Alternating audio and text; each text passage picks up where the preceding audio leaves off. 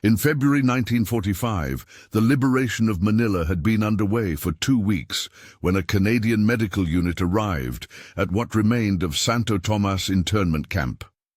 Among the personnel assigned to assist in the evacuation of civilian prisoners was Corporal Emily Fraser, a 24-year-old nurse from Regina, Saskatchewan. Military records show that her unit was tasked with providing medical care and security for the transfer of liberated prisoners to safer locations. What those records do not adequately explain is why, 3 days after the official liberation, some prisoners refused to leave their quarters after sunset. The first indication that something was amiss appeared in a transmission logged at 1400 hours on February 18th. The message, sent from the temporary aid station to regional command, noted unusual behavior among a group of Japanese civilian nurses who had been held at the camp since 1942.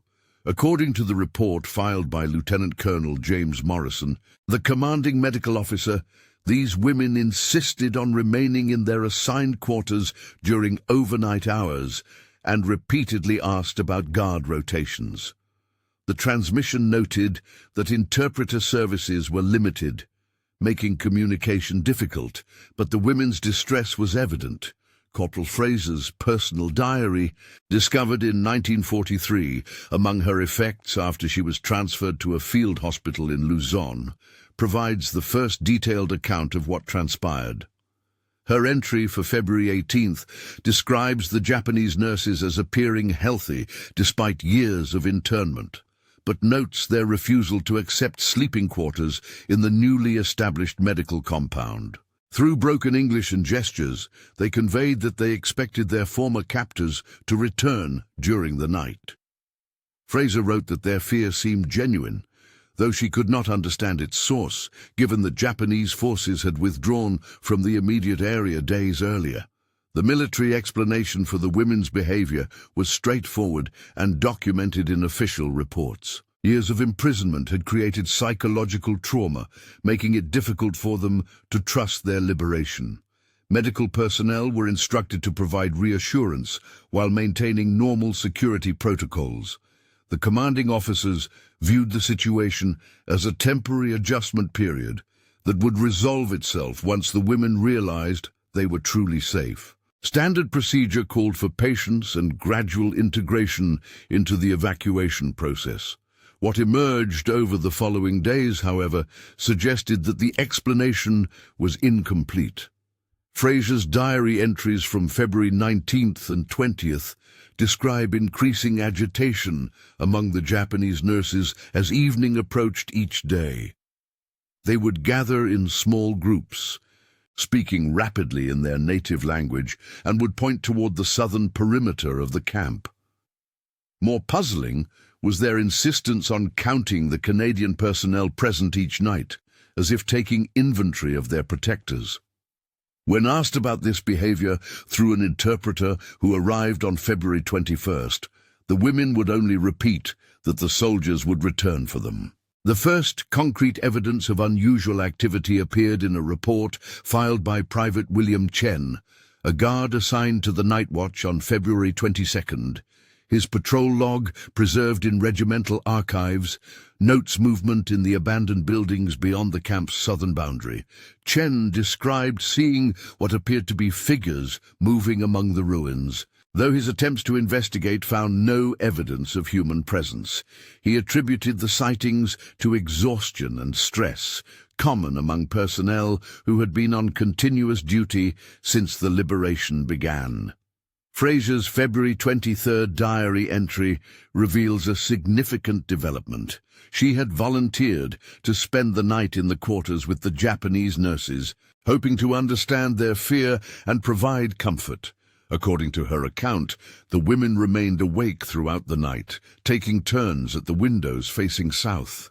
They spoke in whispers and occasionally pointed toward specific buildings in the distance. Fraser noted that their vigil was organized and methodical, as if they were following a practiced routine. When morning came, the women finally relaxed and were able to sleep, but only after daylight was fully established. the matter might have been forgotten as another psychological consequence of war. But a dispatch from a reconnaissance patrol dated February 24th introduced new questions. The patrol, led by Sergeant Thomas Kelly, had been ordered to conduct a sweep of the area south of Santo Tomas to ensure no Japanese stragglers remained hidden in the ruins.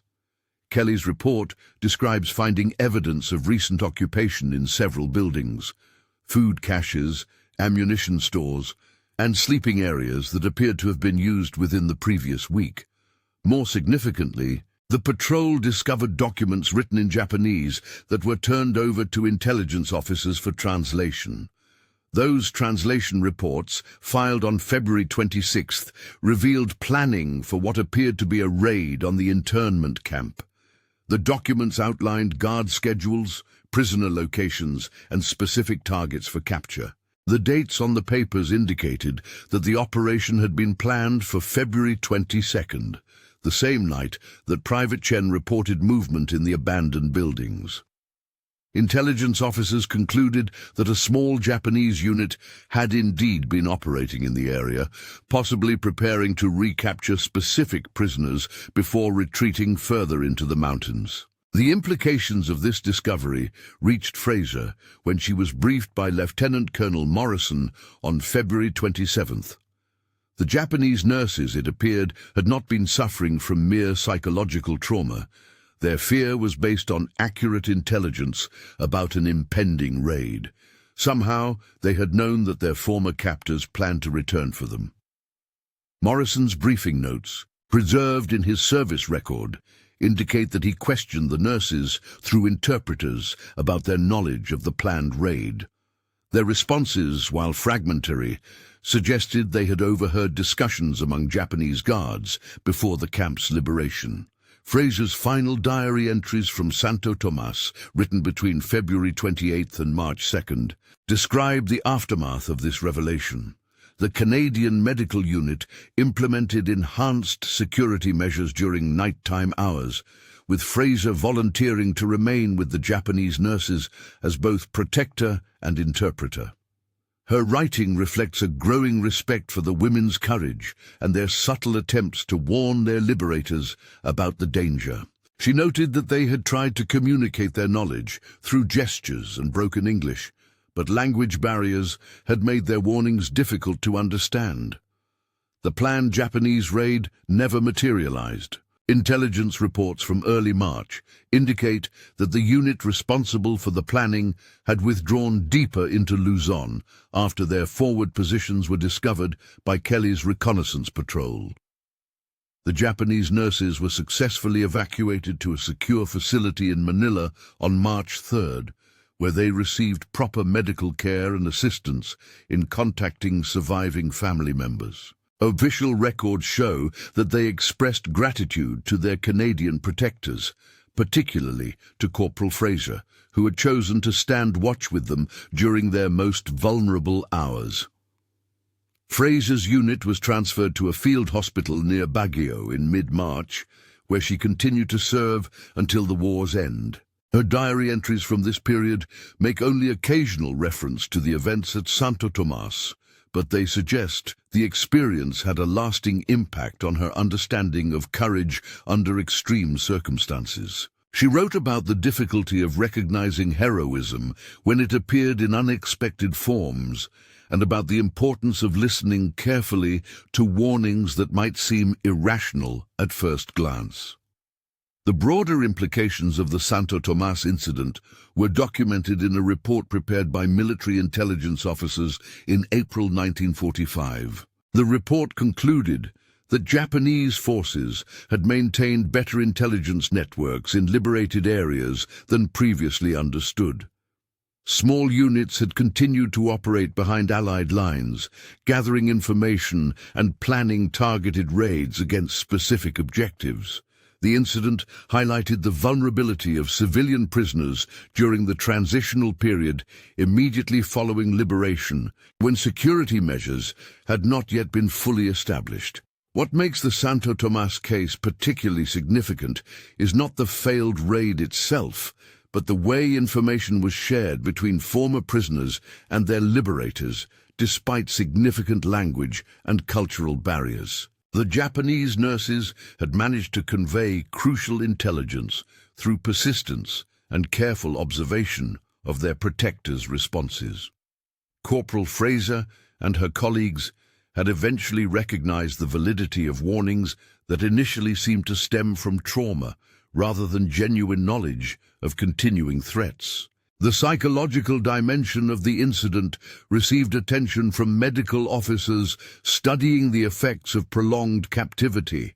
Reports filed in late March note that the Japanese nurses' behavior represented a form of hypervigilance that had developed as a survival mechanism during their years of imprisonment. Their ability to detect signs of impending danger had been honed by experience, making them more sensitive to threats than their liberators initially realized. This heightened awareness had served them well during their final weeks in captivity. By April 1945, the Santo Tomas incident had been incorporated into training materials for units responsible for prisoner evacuation. The case study emphasized the importance of taking seriously any warnings from liberated prisoners, regardless of how unlikely those warnings might initially appear.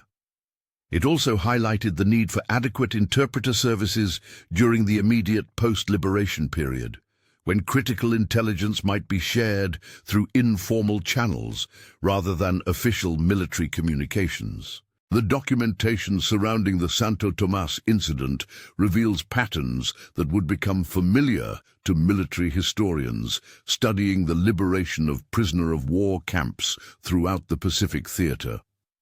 Former prisoners often possessed valuable intelligence about enemy activities, but language barriers and assumptions about trauma-induced paranoia sometimes prevented effective communication of this information.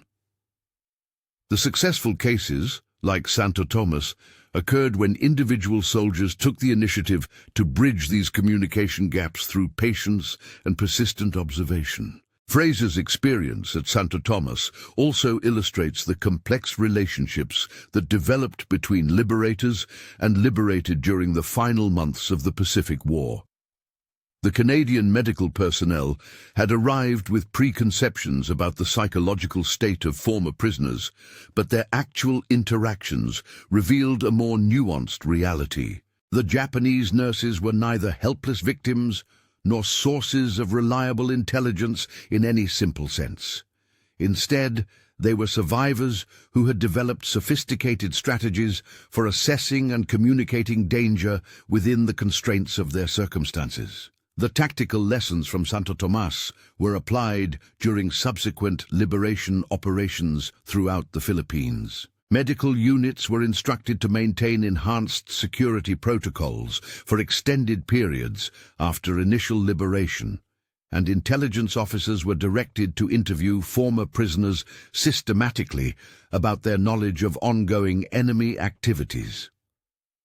The success of these measures can be measured in the reduced number of post-liberation incidents recorded during the spring of 1945. What remains unclear from the available documentation is exactly how the Japanese nurses had obtained their information about the planned raid. Intelligence reports suggest several possibilities: overheard conversations among Japanese guards, observations of unusual activity in the days before liberation, or contact with resistance networks that operated within the civilian prisoner population. Each explanation is supported by some evidence, but none is definitively proven by the surviving records. The personal relationships formed during the Santo Tomas incident continued beyond the immediate crisis. Fraser's service record shows that she maintained correspondence with two of the Japanese nurses after the war, exchanging letters through Red Cross channels until at least 1947. These letters, excerpts of which appear in her personnel file, reveal ongoing friendships that transcended the circumstances of their initial meeting. The women wrote about their post-war lives and their memories of the nights when they had stood watch together. For Fraser herself, The Santo Tomas experience represented a defining moment in her military service. Her subsequent performance evaluations note increased confidence in her interactions with patients from diverse backgrounds and enhanced ability to recognize signs of genuine distress versus routine complaints. Her commanding officers attributed these improvements to her experience working with the Japanese nurses, particularly her success in earning their trust during a period of extreme vulnerability. The broader context of the Santo Tomas incident reflects the complex nature of liberation operations in the Pacific theater. Unlike the European theater, where liberated prisoners could often be quickly moved to secure rear areas, the Philippines presented ongoing security challenges. Japanese forces continued to operate in mountainous regions for months after major urban areas had been liberated, creating risks for newly freed prisoners and their protectors alike. The Santo Tomas case demonstrated both the reality of these risks and the potential for cooperation between former prisoners and liberation forces in addressing them. Medical records from the period show that the Japanese nurses' physical recovery proceeded normally once they were transferred to proper medical facilities. However, their psychological adaptation proved more complex, as might be expected from individuals who had experienced years of captivity, followed by the stress of a potential recapture attempt. Follow-up reports from the Manila facility note that they continued to display heightened awareness of their surroundings and maintained close relationships with other former prisoners who had shared similar experiences. The documentary evidence surrounding the Santo Tomas incident provides insight into the practical challenges of cross-cultural communication during wartime emergencies. Fraser's diary reveals the frustration of trying to understand urgent warnings conveyed through gesture and broken English, while intelligence reports demonstrate the consequences of initially misinterpreting these communications. The eventual breakthrough in understanding came through sustained personal contact rather than formal interrogation procedures. One aspect of the Santo Tomas case that received particular attention from military historians was the role of individual initiative in overcoming institutional limitations. Fraser's decision to spend nights with the Japanese nurses was not explicitly authorized by her commanding officers, but her informal approach succeeded where official procedures had failed. This pattern of individual soldiers taking personal responsibility for prisoner welfare became a recurring theme in liberation operations throughout the Pacific. The intelligence value of the information provided by the Japanese nurses extended beyond the immediate threat to Santo Tomas. Their knowledge of Japanese operational patterns in the area helped military planners understand enemy capabilities and intentions during the final months of the war. Reports filed in May 1945 cite the Santo Tomas intelligence as contributing to successful operations against Japanese holdout positions in the mountains east of Manila. The logistical aspects of the Santo Tomas evacuation also merit attention. Moving civilian prisoners from a liberated internment camp to secure facilities required careful coordination between medical, intelligence, and transportation units. The presence of ongoing enemy activity in the area complicated these operations significantly, as demonstrated by the delayed evacuation of the Japanese nurses and the enhanced security measures required to protect them during their final days at the camp. Fraser's role in the Santo Tomas incident earned her recognition from both Canadian and Allied authorities. Her personnel file contains commendations for her work with the Japanese nurses, particularly noting her success in maintaining calm during a potentially dangerous situation. These commendations emphasize her professional competence rather than any heroic actions, reflecting the military's understanding that effective care for liberated prisoners required sustained attention to detail rather than dramatic gestures. The medical aspects of caring for the Japanese nurses revealed both similarities and differences with other prisoner populations liberated during the same period. Like most long-term prisoners, they suffered from malnutrition and various chronic health conditions resulting from inadequate medical care during captivity.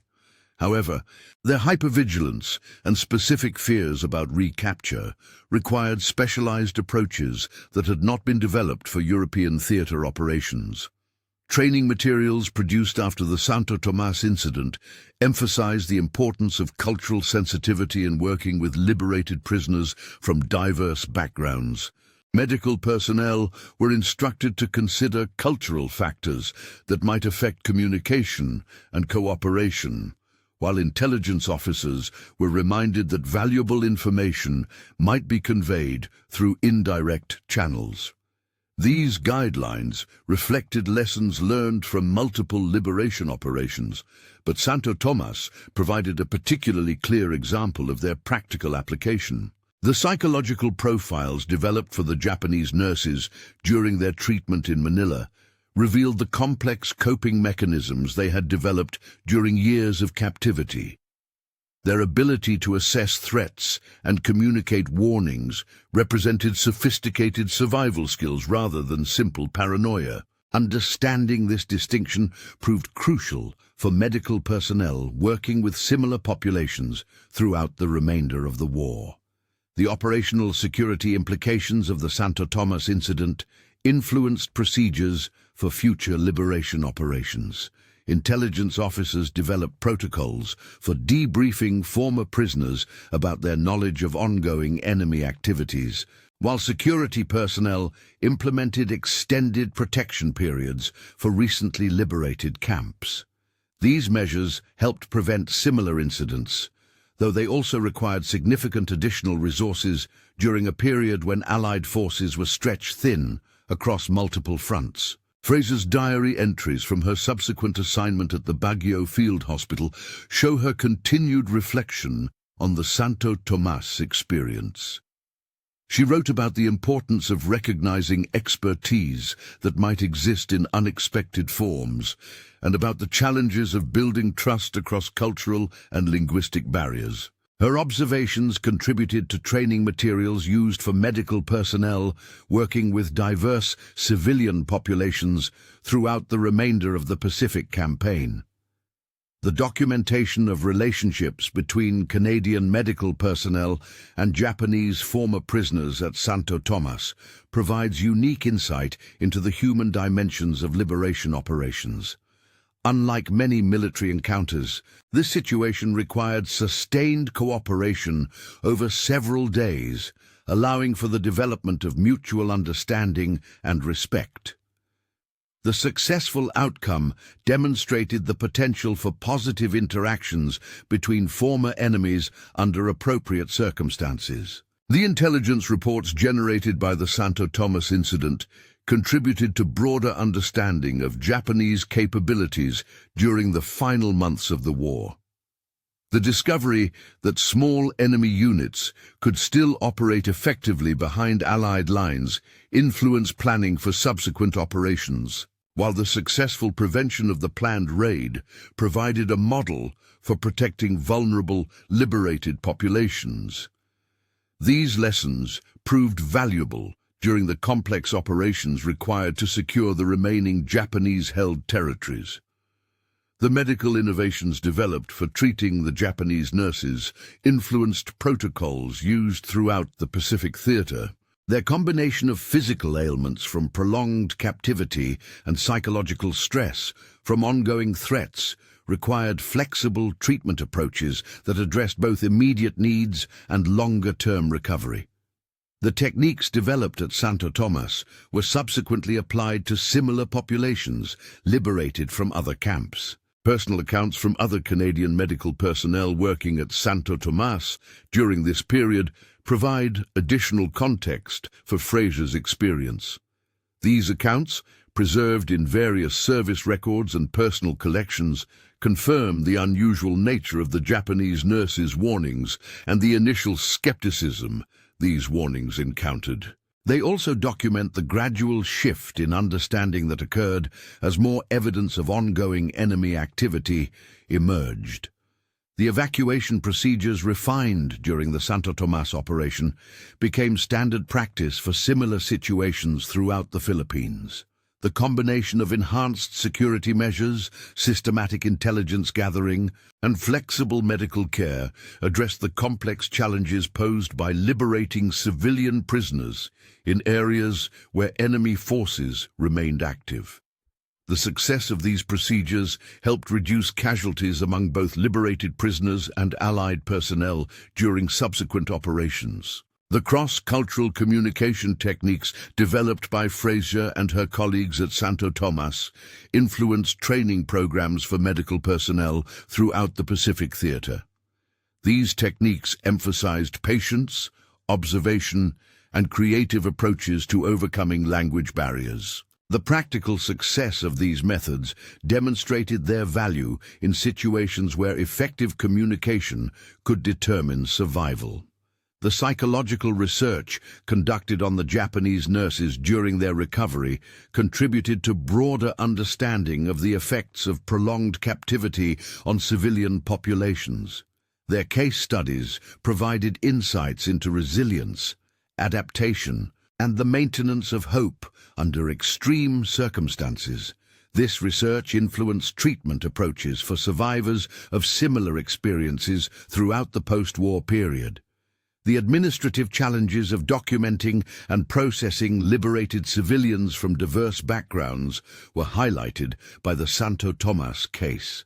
The Japanese nurses required special handling due to their unique status as enemy nationals who had also been prisoners, creating complex legal and procedural questions. The solutions developed for their case provided precedents for similar situations encountered as Allied forces liberated additional territories. The relationships formed between the Canadian medical unit and the Japanese nurses demonstrated the potential for cooperation and understanding even under the most challenging circumstances. Their mutual respect and concern for each other's welfare transcended the political and cultural divisions that had contributed to the war itself. These relationships provided hope for post-war reconciliation and healing. The tactical intelligence gathered through the Santo Tomas incident contributed to the broader effort to locate and neutralize remaining Japanese forces in the Philippines. The information provided by the liberated prisoners helped Allied forces understand enemy capabilities, intentions, and operating methods. This intelligence proved valuable in planning operations that successfully reduced the threat posed by holdout units. The medical protocols developed for treating trauma survivors at Santo Tomas influenced approaches used throughout the remainder of the war and into the post-war period. The combination of physical care, psychological support, and cultural sensitivity provided a model for treating populations that had experienced prolonged persecution or captivity. These approaches were subsequently applied to survivors of various wartime atrocities. The documentation surrounding the Santo Tomas incident provides one of the most complete records available of successful cooperation between liberation forces and former prisoners during the final months of the Pacific War. The detailed accounts from multiple perspectives offer insights into the practical challenges and human dimensions of these operations. The successful outcome demonstrated the potential for positive results when military personnel approached these situations with patience, respect, and cultural sensitivity. The broader implications of the Santo Tomas case extended beyond the immediate military situation to influence post-war approaches to international cooperation and cultural understanding. The relationships formed between Canadian medical personnel and Japanese former prisoners provided a model for reconciliation that helped shape reconstruction efforts throughout the Pacific region. The success of these relationships demonstrated that cooperation and understanding were possible even between former enemies. Fraser's subsequent career reflected the lasting impact of her Santo Tomas experience. Her personnel records show consistent excellence in working with diverse populations, and her recommendations for improved cultural training were implemented throughout the Canadian Medical Service. Her contributions to military medicine extended well beyond her immediate duties, influencing practices that improved care for countless patients throughout the remainder of her service. The lessons learned from the Santo Tomas incident influenced military doctrine regarding the protection and evacuation of liberated civilians throughout the remainder of the Pacific War. The combination of enhanced security measures, systematic intelligence gathering, and flexible medical care became standard practice for similar operations. The success of these approaches helped reduce casualties and improve outcomes for both liberated prisoners and Allied personnel. The psychological research conducted on the Santo Tomas survivors contributed to broader understanding of trauma, resilience, and recovery. Their case studies provided insights that influenced treatment approaches for generations of trauma survivors, extending far beyond the military context in which they were initially developed. The research demonstrated the importance of recognizing and building upon the strengths that survivors develop, rather than focusing solely on their vulnerabilities. The documentation of cross-cultural cooperation at Santo Tomas provided evidence that understanding and mutual respect could emerge even under the most challenging circumstances. The relationships formed between Canadian and Japanese women demonstrated the potential for human connection to transcend political and cultural divisions. These relationships offered hope for post-war reconciliation and contributed to efforts to build lasting peace in the Pacific region. The administrative innovations developed for processing liberated civilians at Santo Tomas influenced procedures used throughout the post-war period. The flexible approaches developed for addressing complex legal and procedural questions became models for handling displaced populations and refugees. These innovations contributed to more effective and humane approaches to population movements in the aftermath of conflict. Until today, military historians continue to study the Santo Tomas incident as an example of successful cooperation between liberation forces and former prisoners. The combination of tactical intelligence, medical care, and cultural sensitivity provides a model for similar operations in contemporary conflicts. The detailed documentation available for this case makes it particularly valuable for training personnel who may encounter similar situations. The final report on the Santo Tomas incident, filed by Allied Pacific Command in June 1945, concluded that the successful prevention of the Japanese raid demonstrated the value of maintaining open communication channels with all liberated populations, regardless of their nationality or previous status. The report noted that Corporal Fraser's initiative in staying overnight with the Japanese nurses had been instrumental in gathering the intelligence that prevented potential casualties among both prisoners and Allied personnel. Fraser's own assessment of the incident, recorded in her final diary entry before leaving the Philippines in August 1945, reflected on the unexpected nature of courage and cooperation during wartime. She wrote that the Japanese nurses had taught her that survival often depended on subtle forms of communication, and that protecting others sometimes required simply being present during their most vulnerable moments. Her observation that fear could be transformed into protective action became a recurring theme in post-war discussions about civilian resilience. The Japanese nurses themselves provided their perspective through interviews conducted by Red Cross representatives in late 1945. According to these interviews, preserved in International Red Cross archives, they expressed gratitude not only for their physical protection, but for being believed when they attempted to communicate their concerns. Several noted that Corporal Fraser's willingness to spend the nights with them had provided reassurance that their warnings were being taken seriously. even when language barriers made precise communication impossible. The tactical significance of the prevented raid extended beyond Santo Tomas itself.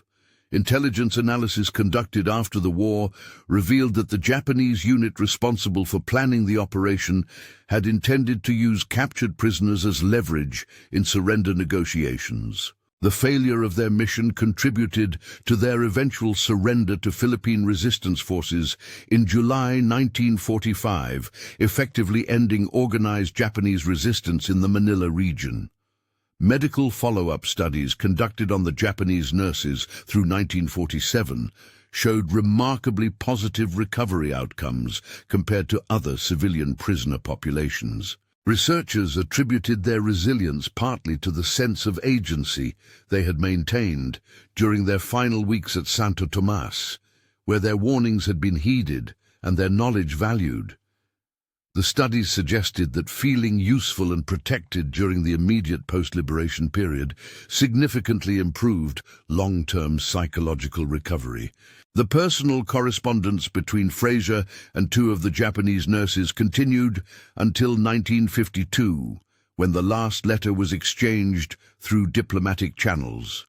These letters, portions of which were donated to the Canadian War Museum, reveal lasting friendships built on mutual respect and shared understanding of courage under extreme circumstances. The women wrote of their post-war lives, their families, and their continued appreciation for the nights when they had stood watch together against an unseen but very real threat. For military historians studying liberation operations, the Santo Tomas incident represents a successful example of cross-cultural cooperation achieved through individual initiative and institutional flexibility. The case demonstrated that effective protection of liberated populations required not only physical security measures, but also the willingness to listen carefully to warnings that might initially seem unlikely or irrational. The broader lessons from Santo Tomas influenced Allied approaches to civilian protection throughout the remainder of the Pacific Campaign and into the post-war occupation period. The incident showed that former prisoners often possessed valuable intelligence about ongoing enemy activities, and that this intelligence could be effectively gathered through patient, respectful interaction rather than formal interrogation procedures. Fraser herself was promoted to sergeant before returning to Canada in September 1945. Her service record notes exceptional performance in cross-cultural medical care and her contribution to developing protocols for protecting liberated civilian populations. After the war, she continued her nursing career in civilian hospitals, specializing in trauma care and often citing her Philippines experience as formative in her approach to patient care. The Santo Tomas incident concluded without fanfare on March 3, 1945, when the last of the Japanese nurses was safely evacuated to medical facilities in Manila. No raid materialized that final night, but Fraser and her colleagues maintained their protective vigil until transportation arrived at dawn. The simple act of staying awake together had been enough to prevent what might have been a tragic end to their liberation. The final entry in the Santo Tomas Medical Unit log, written by Lieutenant Colonel Morrison, noted that the incident had demonstrated the importance of treating all liberated prisoners as potential sources of valuable intelligence, while providing them with the security and respect necessary for effective communication. The entry concluded that successful liberation operations required not only military efficiency, but also human understanding and cultural sensitivity. Today, the Santo Tomas incident remains a case study in military schools throughout the Commonwealth nations, illustrating the practical applications of cross-cultural cooperation in conflict situations. The detailed documentation available from multiple perspectives provides students with insights into the complex human dynamics that can determine the success or failure of liberation operations. The empty buildings south of Santo Tomas, where the Japanese unit had planned their raid, were demolished during Manila's post-war reconstruction. No memorial marks the location where Corporal Emily Fraser and the Japanese nurses spent their vigilant nights, but their example continues to influence military approaches to protecting vulnerable populations in conflict zones around the world. In the end, the Santo Tomas incident proved that courage could take many forms: the persistence of frightened women trying to communicate danger across language barriers, the initiative of a young Canadian nurse willing to listen and act on warnings others dismissed, and the quiet determination of people from former enemy nations choosing to protect each other when circumstances demanded cooperation for survival. The last documented reference to the incident appears in Fraser's personnel file from 1948, when she was asked to contribute to a training manual for military medical personnel. Her advice was characteristically practical. Listen carefully to what patients are trying to tell you. Stay with them during their most vulnerable moments, and remember that protection often requires nothing more complicated than simply being present when it matters most.